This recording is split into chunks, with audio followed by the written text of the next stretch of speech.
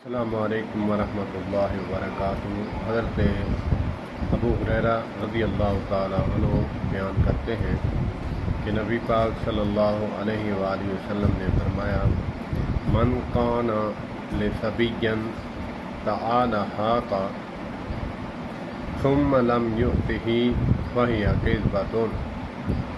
امام احمد بن حنبل کی کتاب میں یہ حدیث موجود ہے، بلکہ حضرت ابو ہریرہ رضی اللہ تعالیٰ عنہ کا قول ہے۔ ترجمہ ہے، جس شخص نے بچے سے کہا آ جاؤ میرے پاس، میں تمہیں یہ چیز دوں گا، اور پھر اسے کچھ نہ دیا، یہ بھی جھوٹ میں شامل ہوتا ہے۔ اور علماء فرماتے ہیں کہ یہ اعلیٰ درجے کا تقوی ہے کہ اس طرح کا جھوٹ بھی نہ بولیں۔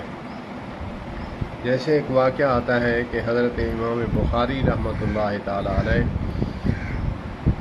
روایت لینے کے لیے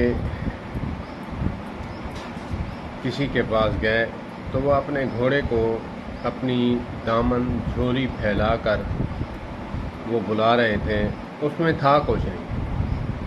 تو امام بخاری محمد بن اسماعیل رحمۃ اللہ تعالی علیہ جب دیکھا، ملنے کے لیے ہاتھ بڑھایا تو انہوں نے جھولی دامن چھوڑ دیا اور ان کو ہاتھ ملایا، تو اسی وقت سلام کر کے واپس چلے گئے۔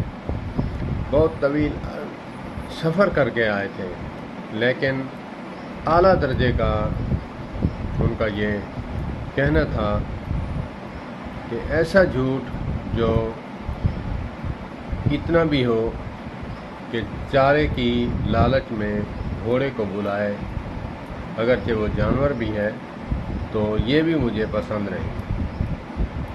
شاید کہ یہ حدیث میں بھی خیانت کرے اسی طرح کی، تو میں اسے حدیث روایت میں نہیں لیتا۔ تو اللہ پاک ہمیں ان چیزوں پر بھی عمل کرنے کی توفیق عطا فرمائے۔ السلام علیکم ورحمۃ اللہ وبرکاتہ۔